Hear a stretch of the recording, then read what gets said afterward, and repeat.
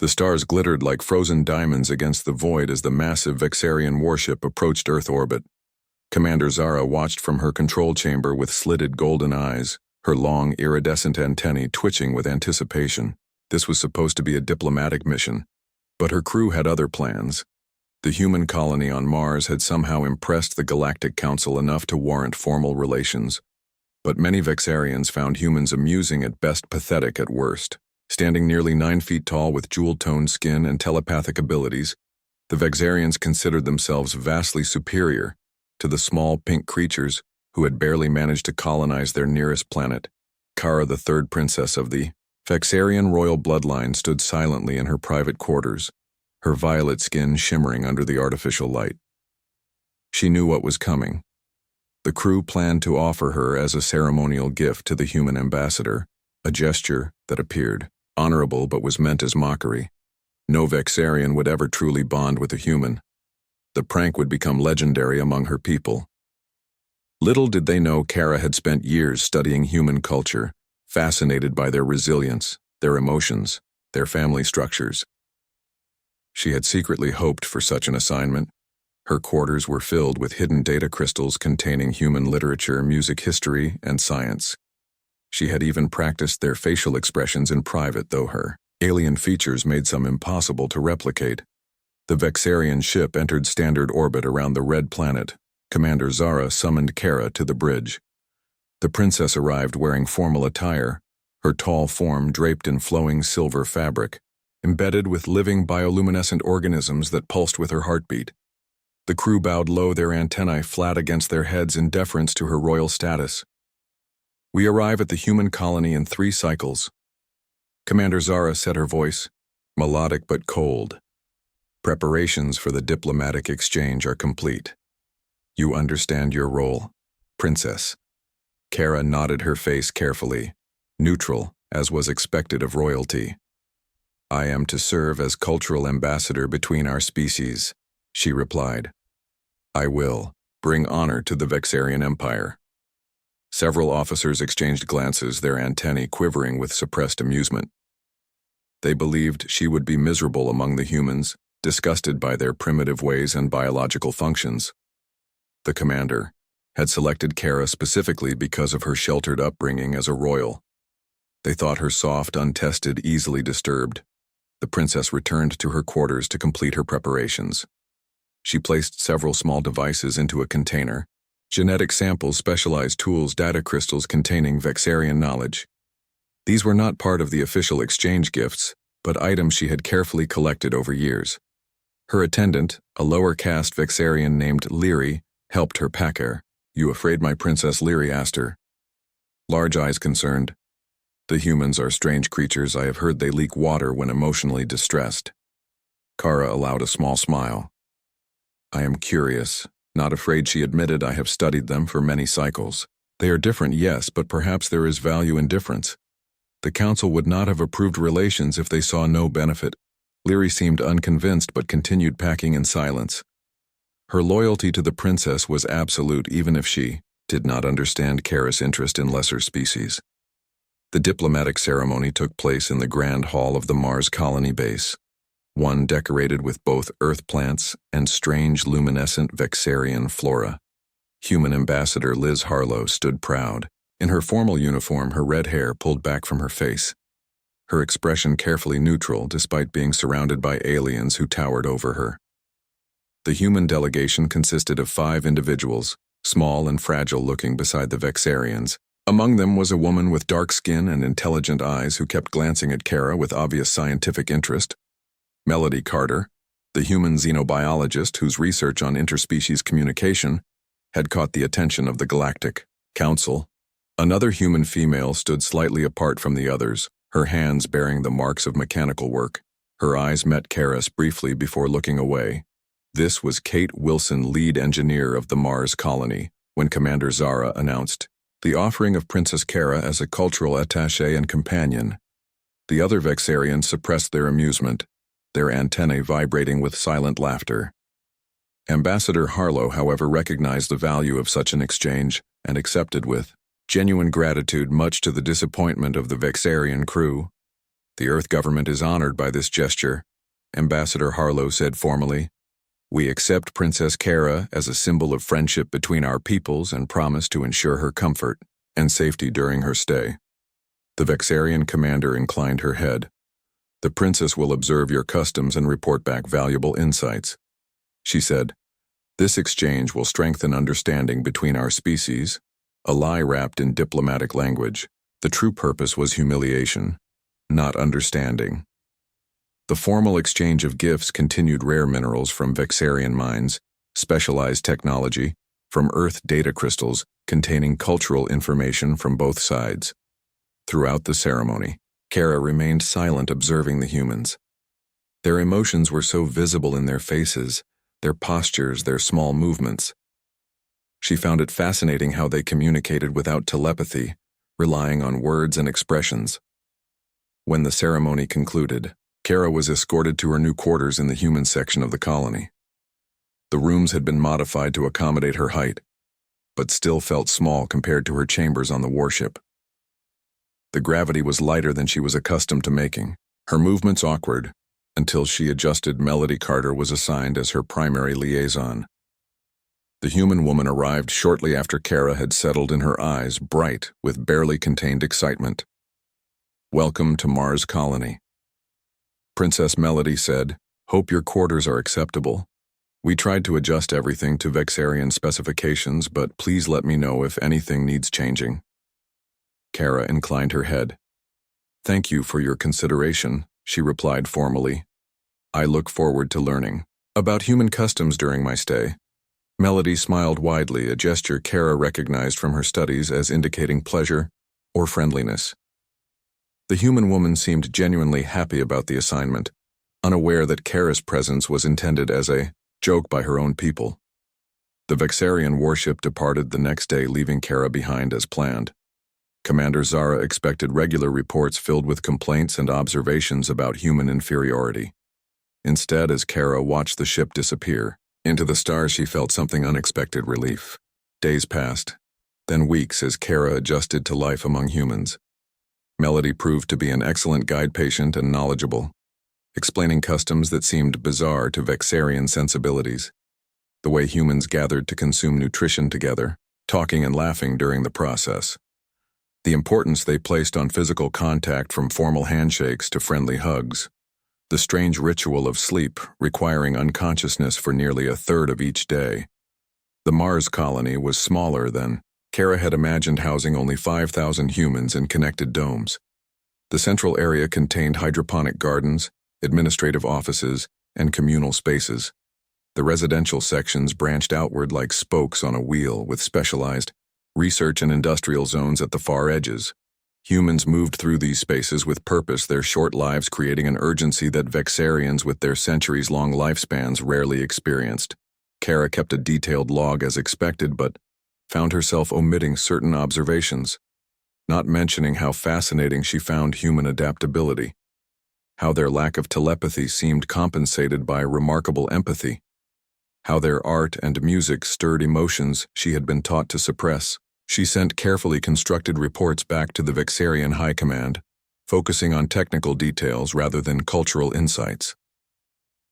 Melody introduced Kara to her research team, 3 women and 2 men, who specialized in different aspects of xenobiology. They measured Kara's physical responses to the Martian environment, tested her compatibility with human foods, and asked endless questions about Vexarian biology. Kara answered what she could within the boundaries of what her people considered acceptable knowledge sharing. The most interesting human was Kate Wilson, the engineer who had attended the diplomatic ceremony. Kate rarely spoke during group gatherings, but her eyes missed nothing. Her hands were always in motion, building, repairing, improving the systems that kept the colony functioning. Kara found herself watching Kate work for hours, fascinated by her determination, her creativity, her quiet confidence.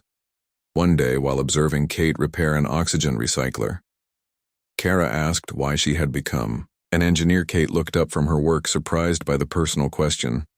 I like solving problems, she said after a moment. I like making things work better. Her voice was soft but certain. Her hands continued their precise movements, connecting Wires adjusting settings. The machine hummed back to life under her touch. It is similar for me. Kara admitted I was trained in biological sciences on my world, the manipulation of genetic codes to create better outcomes. She hesitated, then added something. She had never told another living being I always wanted to study combined genetics across species. But such research is forbidden. Kate wiped her hands on her work uniform, leaving smudges of mechanical fluid. Why forbidden, she asked. Because it implies other species have value equal to Vexarians. Kara replied the words, feeling dangerous even as she spoke them. My people believe in maintaining purity of bloodlines, especially royal ones. Kate nodded, seeming to understand the unspoken implications. You must miss your home, she said, changing the subject. Kara considered the question. On Vexaria she had lived in isolation, her royal status a barrier between herself and others. Her time was structured by ritual and expectation. Here, despite being an alien, she experienced a strange kind of freedom. I find Mars interesting, she said finally. The differences are educational. Kate smiled a small, genuine expression. I could show you more of the colony sometime, she offered. Places tourists don't usually. Kara felt her antennae quiver with unexpected pleasure. I would like that, she replied. The unofficial tour began the next day. Kate led Kara through maintenance tunnels, hidden gardens, engineering bays, and observation domes not open to the public. The human moved with confidence through narrow passages, occasionally forgetting Kara's greater height and apologizing when the princess had to duck under pipes or doorways. They ended at a small dome separated from the main colony, a personal project, Kate explained. Inside was a garden unlike any Kara had seen. Desert plants from Earth grew alongside Martian lichen in an impossible harmony. The thin atmosphere of Mars filtered the sunlight, creating patterns on the red soil. I come here to think, Kate said, sitting on a bench made from reclaimed materials. Some problems can't be solved with just logic. Sometimes you need to see how different things can work together. Kara sat beside her, careful not to damage the bench with her weight. This is against regulations, she observed. Kate laughed, a sound Kara had come to appreciate. Yes, but sometimes the best discoveries happen outside regulations. They began meeting regularly in the garden. Kate bringing small mechanical projects, Kara sharing knowledge of Vexarian biology. The princess found herself looking forward to these meetings, planning what topics to discuss, what questions to ask. She sent fewer reports back to her homeworld, focusing instead on her growing understanding of human ingenuity. Melody noticed the change in Kara. The princess seemed more relaxed, her formal manner softening, her questions becoming more personal. During one examination, Melody commented on the change. You seem happier, princess, she said as she recorded Kara's vital signs. The Martian environment must agree with you. Kara considered this. Happiness was not a state Vexarians discussed, often preferring concepts like satisfaction or achievement. I find human company stimulating. She admitted I did not expect such diversity of thought among your people. Melody smiled knowingly. Is it human company in general or specific humans that you find stimulating? She asked. Kara's skin darkened slightly, a Vexarian sign of embarrassment. Engineer Wilson has an interesting perspective, she said carefully. Very interesting, Melody agreed with a smile that suggested additional meaning. Her tone changed, becoming more serious. You know, some of the crew think your assignment here is some kind of joke. Kara stiffened, her antennae pulling back defensively. How do you know this? Melody shrugged. We intercepted some communications. Not intentionally, but our systems occasionally pick up transmissions. They think you're suffering here, being punished. She paused, watching Kara's reaction. Are you? The princess considered her answer carefully. If I told my people the truth, that I find humans fascinating, that I enjoy your company, that I look forward to each day here, they would recall me immediately. Dishonor would fall. Upon my bloodline, I would never be permitted to leave Vexaria again. So you pretend, Melody said, her voice gentle. I observe and learn, Kara corrected. And I report selectively. Melody nodded, seeming satisfied. Well then, she said, returning to her instruments. Let's continue our cultural exchange. 3 months into her stay, Kara received a message from the Vexarian High Command. They were pleased with her fortitude in enduring primitive conditions. Her reports had been most enlightening. They had decided to extend her diplomatic assignment for a full Earth year. Commander Zara had expressed surprise at Kara's apparent resilience, but agreed the princess was serving a valuable purpose. Kate found Kara in their garden after the message arrived. The princess was sitting motionless, her antennae flat against her head, a sign of deep thought. Good news or bad news, Kate asked. Sitting beside her, Kara turned her golden eyes, reflecting the dim light. My assignment has been extended. I will remain on Mars for 9 more months. Kate smiled widely. That's good news, right? Kara felt an unfamiliar warmth spread through her chest. Yes, she said. It is very good news. Their relationship evolved gradually, carefully. Neither human nor Vexarian had protocols for friendship. Across species, Kate taught Kara human games, card games, board games, virtual reality simulations. Kara shared Vexarian meditation techniques and memory exercises designed to strengthen neural pathways. Kate introduced Kara to Earth foods carefully, selected to be compatible with Vexarian biology. Kara demonstrated how Vexarians communicated through subtle movements of their antennae.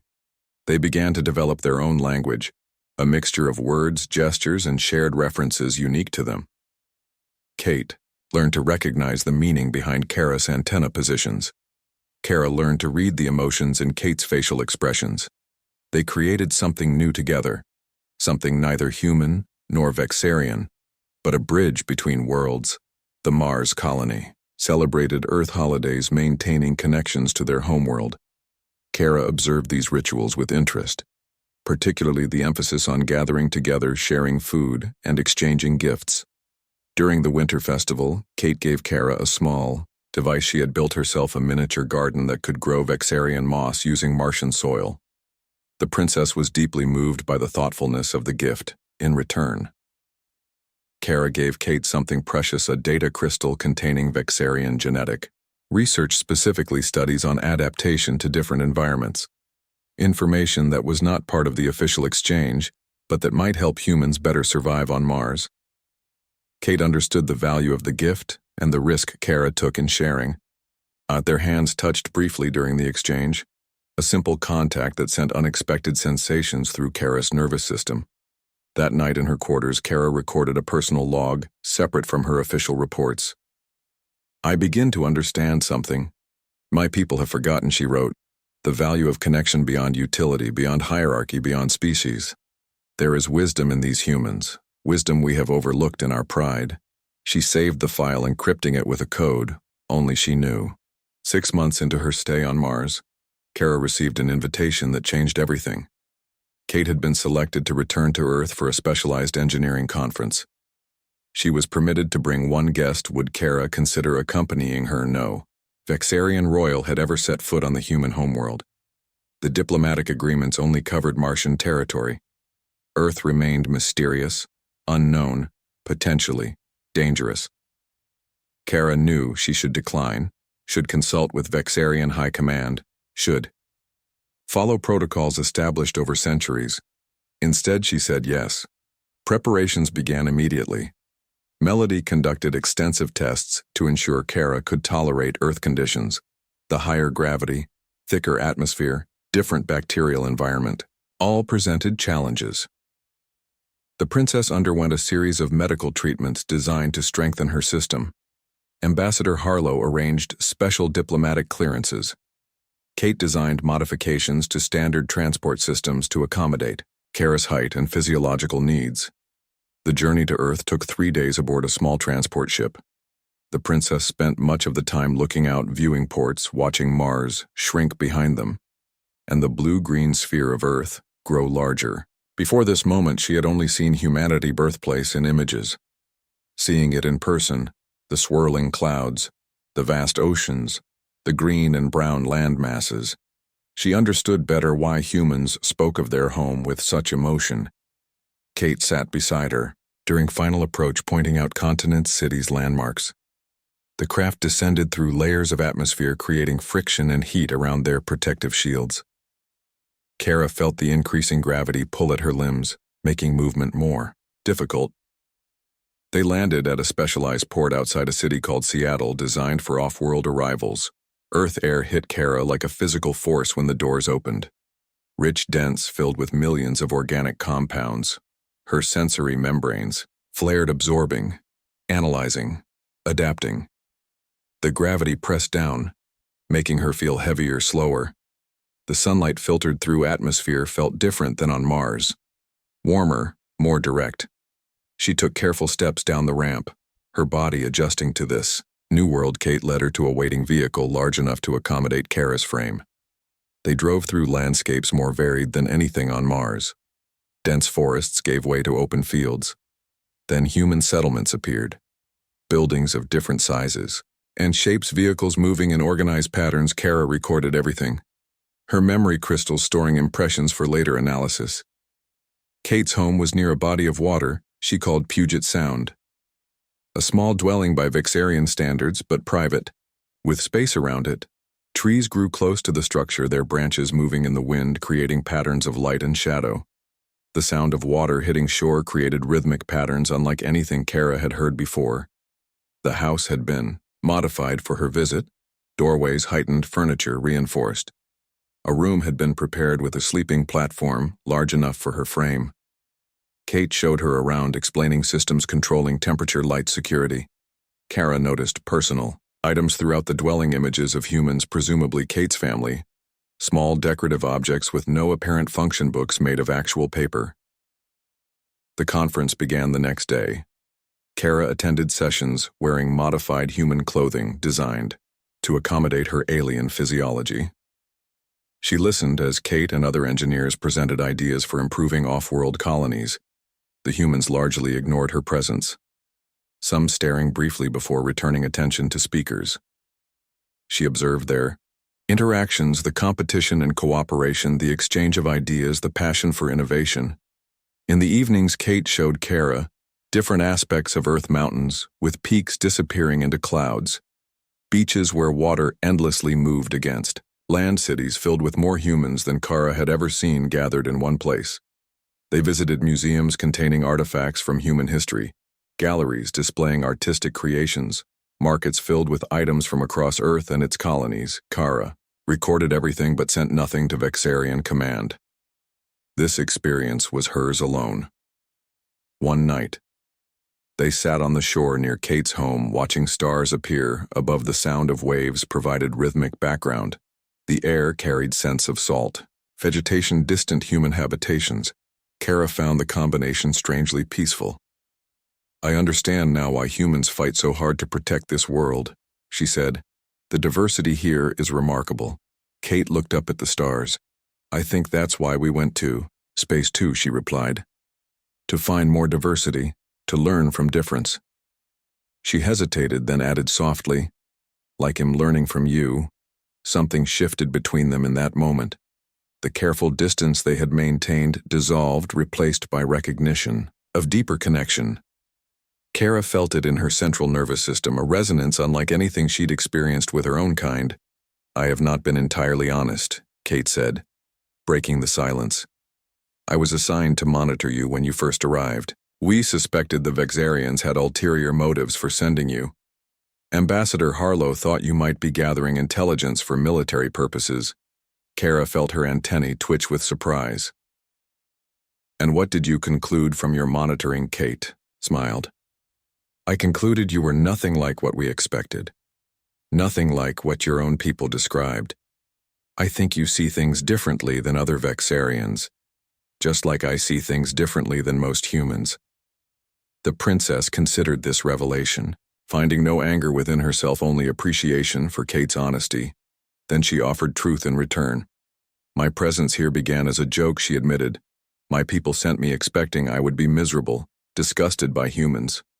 They thought it amusing to place a royal among those they consider primitive."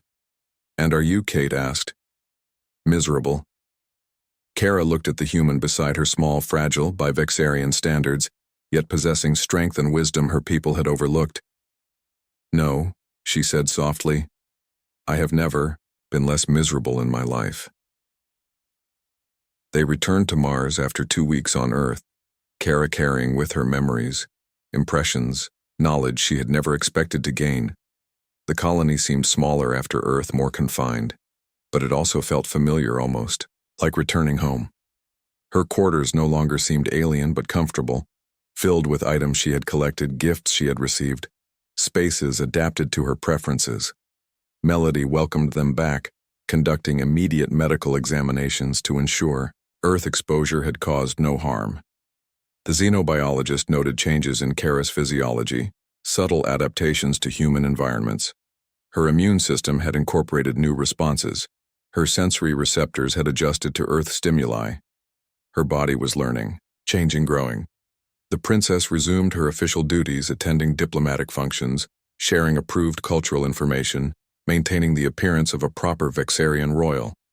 But her private life increasingly centered around Kate and the small circle of humans who had accepted her. Kate continued to share her projects, her ideas, her world with Kara.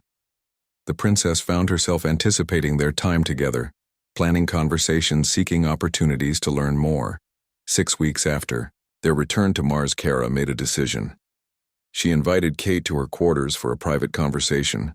Her rooms had been modified over months, becoming a hybrid space, Vexarian sleep platform, beside human-style furniture, Martian plants growing, alongside specimens from her homeworld data systems from both cultures, linked in ways that would have horrified Vexarian purists. Kate arrived bringing a bottle of synthesized fruit juice, one of the few Earth beverages Kara could safely consume. The engineer looked curious. The princess rarely initiated their meetings, usually responding to Kate's invitations. "There is something I must show you," Kara said after they had exchanged greetings. She removed a small device from a hidden compartment in her quarters. "This is forbidden technology," she explained. "Only royal scientists are permitted access." Kate looked at the device with interest, not fear. "What does it do?" "It allows genetic manipulation at cellular level," Kara explained.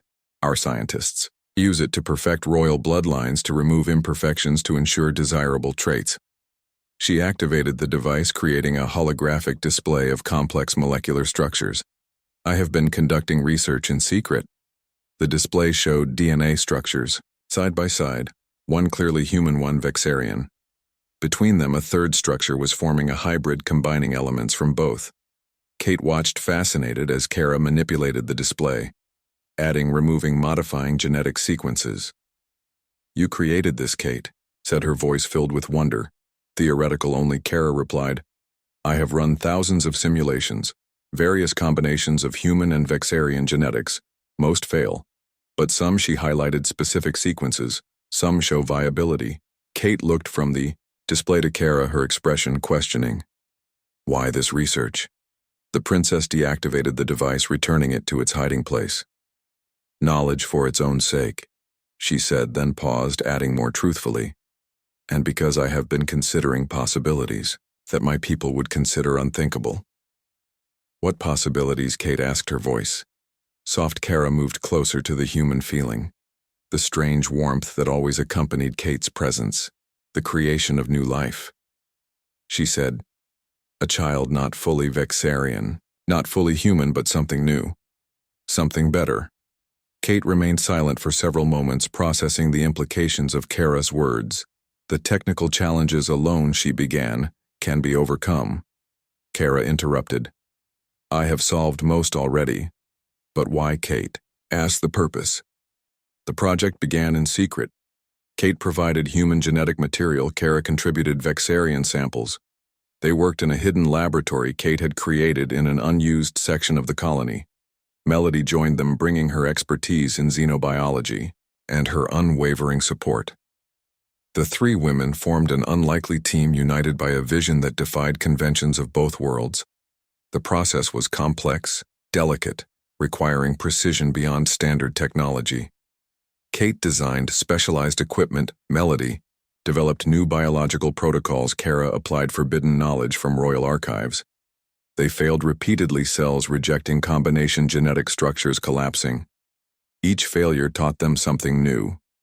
Each setback refined their approach, or months of work produced the first viable embryo, a microscopic cluster of cells containing both human and Vexarian DNA. The three women stared at the magnified image on their screens, hardly daring to believe what they had accomplished. The cells, divided, growing, multiplying, following a pattern never before seen. We need a specialized growth chamber. Kara said the embryo cannot develop in either human or Vexarian environments. It requires something new. Kate designed the chamber, integrating technologies from both worlds, a self-contained ecosystem with carefully controlled atmosphere, nutrients, energy fields. Melody programmed the biological parameters, monitoring systems, adjustment protocols. Kara provided the genetic guidance necessary for proper development. The embryo was transferred to the chamber, where it continued to grow, a miracle of combined science. A human-Vexarian hybrid developing its own unique systems. The heart formed, first small but strong beating, a rhythm between human speed and Vexarian slowness. Then neural pathways, tiny limbs, sensory organs. Kara monitored development daily, recording every change, every milestone, every new cell formation. Their secret could not last forever. The Vexarian High Command requested Kara's return. A full cycle had passed. The diplomatic exchange was officially complete. Commander Zara sent messages indicating a warship would arrive within 30 days to retrieve the princess.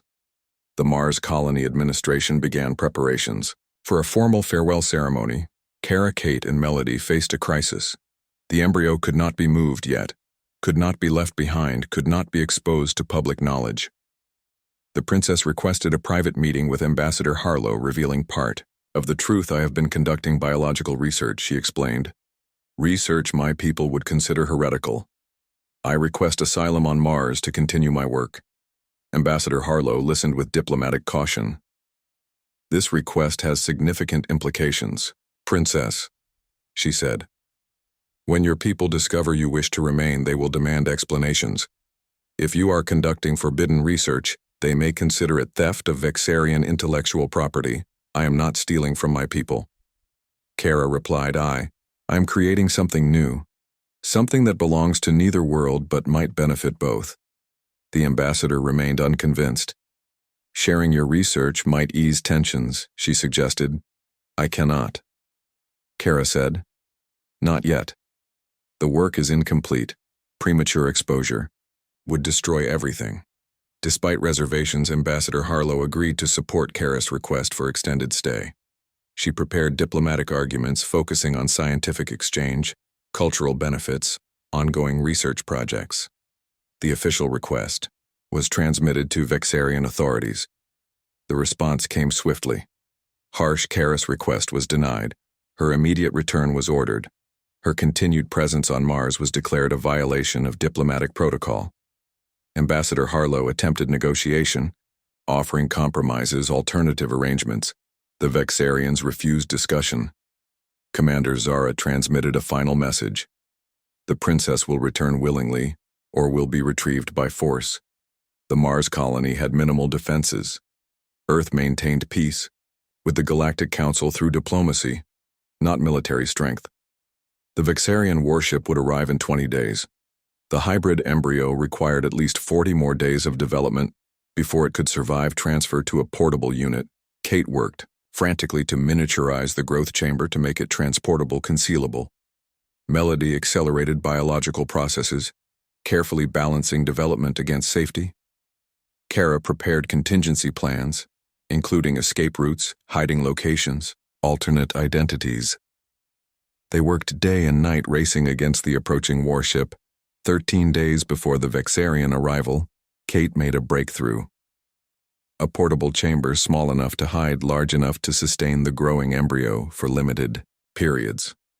The technology was experimental, untested, dangerous, but possible. Their only chance. Kara made her decision. She would not return to Vexaria, would not abandon the child growing in their laboratory, would not surrender to demands based on outdated traditions. She formally requested political asylum from Earth authorities, claiming persecution based on scientific and philosophical beliefs. The request created diplomatic chaos. Earth officials feared Vexarian retaliation.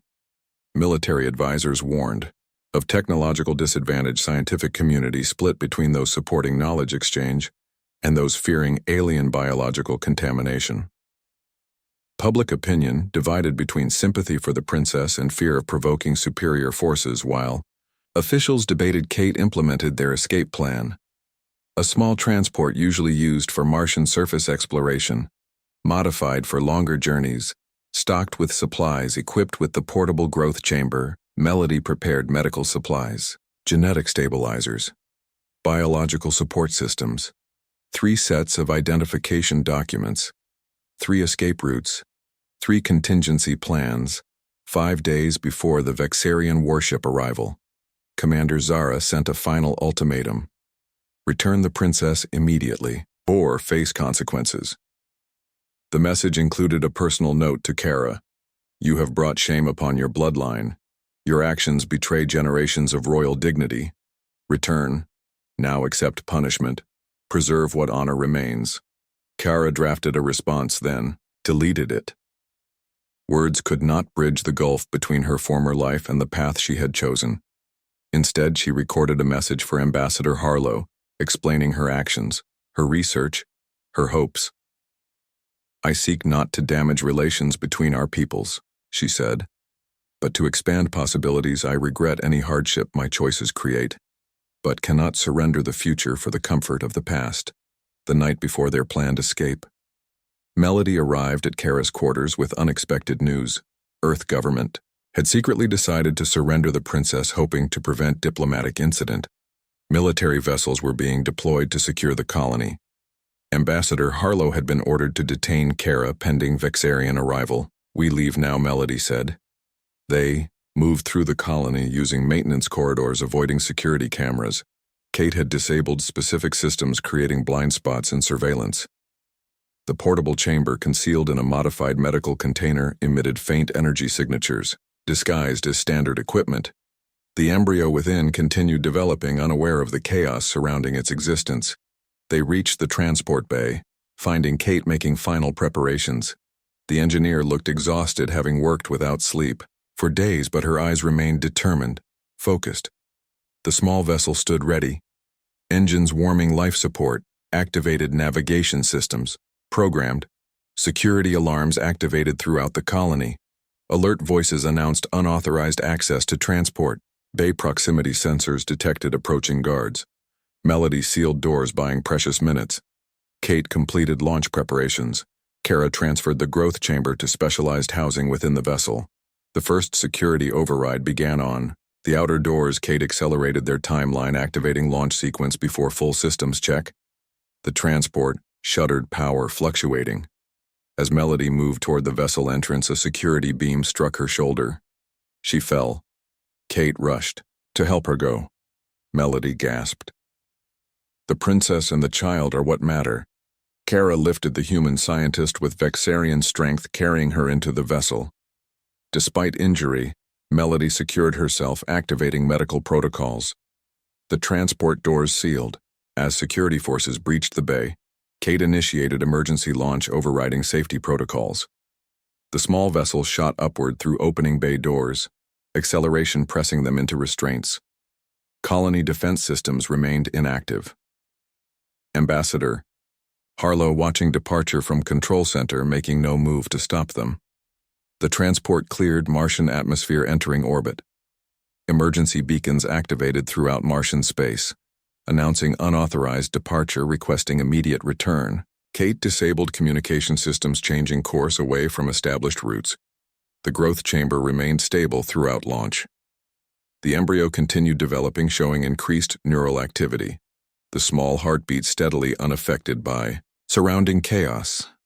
Kara monitored vital signs, finding unexpected strength in the hybrid physiology, traits from both species combined, creating resilience neither possessed alone. Melody treated her injury using medical supplies Kate had prepared. The wound was significant but not life-threatening. Her recovery would take time, but prognosis remained positive. Kate piloted the vessel, setting course for Earth satellite stations, where they might find temporary refuge 4 hours after departure. Long-range sensors detected the Vexarian warship arriving at Mars orbit ahead of schedule. Commander Zara demanding explanation for the princess escape. Earth officials claiming no knowledge of unauthorized departure. Colony records showing security. Breach investigation underway. The response was immediate, overwhelming. Commander Zara demanded surrender of forbidden biological materials, return of Royal Princess. Immediate termination of heretical experiments. Earth military ordered docking compliance with interception protocols. Detention of all vessel occupants pending investigation. Satellite authorities declared neutrality, refusing involvement in diplomatic conflict. Kate continued evasive maneuvers, stretching their small vessels' capabilities beyond design parameters. Melody monitored both her own healing injury and the hybrid embryo, finding strength in both.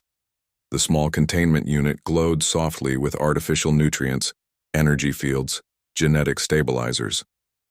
The child within continued developing, growing, changing, adapting. "We have one opportunity," Kara said, studying sensor readings approaching asteroid field complex radiation patterns, unstable gravitational influences. Both pursuing forces will hesitate entering such conditions. Kate adjusted course, aiming for the field. The small vessel shuddered, encountering turbulence, radiation interference, gravitational shifts. System warnings activated throughout the cockpit. Structure integrity, compromised navigation systems, fluctuating power reserves diminishing. The engineer worked with focused intensity, compensating, adjusting, recalibrating. She had designed this vessel, understood its limits, its capabilities better than anyone. They penetrated asteroid field, moving between massive rocks, following path only. Kate could visualize pursuing vessels, hesitated. Then divided Earthships, maintaining position outside field boundaries. Vexarian scout continuing pursuit at reduced speed. The small transport continued, weaving through obstacles, radiation masking their signature gravitational anomalies, confusing sensors. Deep within asteroid field, they found temporary sanctuary. A hollow asteroid large enough to conceal their vessel, stable enough to permit repairs. Kate guided them inside, powering down non-essential systems to prevent detection. Melody conducted medical assessment of hybrid embryo, finding continued development, accelerated adaptation, unexpected changes. The child was evolving, responding to environmental stress, creating new cellular structures, unique survival mechanisms. Kara monitored communication channels, noting increased diplomatic communication between Earth and Vexarian authorities. Commander Zara declaring Princess mentally compromised, requiring return for medical treatment. Earth officials suggesting neutral third-party mediation. Galactic Council representatives expressing concern over biological experimentation, potential contamination risks. Public opinion across human colonies divided between supporting scientific freedom and fearing alien biological threats. Kate completed emergency repairs, stabilizing critical systems. The vessel would function, but not at previous capacity. Their options remained limited. Satellite refuge now impossible. Earth colonies under surveillance, Vexarian territory forbidden. They needed new sanctuary space beyond established jurisdictions. Kara studied star charts, searching for options. A research outpost in outer asteroid belt. Abandoned mining facility on irregular moon. Independent. Colony operating outside Earth governance. Small possibilities, dangerous, uncertain, but offering hope. Kate calculated fuel requirements, navigation parameters, survival probabilities. Melody prepared medical protocols for embryo transfer contingency, plans for various environments, emergency procedures for premature development. The hybrid continued growing within containment unit. Cellular scans revealed unique structures, neither human nor Vexarian neural pathways forming patterns never before. Documented sensory organs developing capabilities beyond either parent species. The child was becoming something new, something unprecedented, something beautiful. They left asteroid sanctuary during communication shift when pursuing vessels changed. Personnel radiation still provided partial concealment. Kate piloted manually, avoiding predictable patterns. The small transport moved silently through space, conserving fuel, maintaining minimal energy signature. Navigation set for abandoned research. Outpost 3 days journey at current speed. 2 days into journey, long-range sensors detected multiple vessels converging on their position. Earth military ships from 3 vectors. Vexarian diplomatic vessel from 4th quadrant. Smaller, unidentified. Craft approaching from fifth direction. No escape vectors remained. They were surrounded. Kara, Kate, and Melody gathered around containment unit, watching the child within. The hybrid had developed recognizable features. Small head with delicate antennae, like Kara's violet-tinged skin showing early patterns similar to Vexarian royal markings. Tiny hands more human in proportion than Vexarian. The facial structure showed combined heritage eyes, larger than Vexarian norm, smaller than human standard. Unique, beautiful. This child deserves chance, Kara said, touching containment unit surface. Whatever happens to us, this life must continue. Kate nodded, determination evident in her expression. I designed final emergency protocol, she said. One escape pod, programmed for automated journey to independent colony sustenance systems. Sufficient for embryo survival until arrival. Colony scientists will recognize value. Protect development. Melody, completed medical preparations. Transferring hybrid to smallest. Containment pod designed for solo transport. The child remained stable throughout transfer, adapting to reduced space, decreased nutrients, limited energy. The escape pod itself, small enough to avoid standard detection, designed to appear as space. Debris sensor profile minimal. They prepared final messages, recorded research data, compiled genetic sequences, documented development stages, stored everything within escape pod memory systems. Knowledge that might help colony scientists continue. Their work ensure hybrid survival, facilitate future understanding. Kara added personal message explaining child's heritage importance, hopes for future. The pursuers continued approach, communication channels filled with demands, threats, promises, negotiations. Kate programmed escape pod delayed launch sequence timed to coincide with moment of vessel interception, when sensor attention would focus on their craft. Melody completed final medical scan, confirming hybrid viability, recording baseline data for future comparison. Kara prepared to face consequences, knowing her royal status provided leverage might ensure Kate and Melody's safety. They named the child Hope. The escape pod launched undetected during interception chaos, small, quiet, unnoticed among sensor readings, weapon locks, communication exchanges. The pod accelerated away from confrontation following predetermined course toward independent colony. Its precious cargo continued developing, growing, changing, becoming.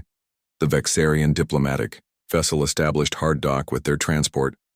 Commander Zara herself leading boarding party. Her tall form impressive in formal battle armor, her antennae rigid with anger. Her eyes found Kara, immediately noting changes in princess posture, expression, energy signature. The commander sensed difference, fundamental transformation beyond physical appearance.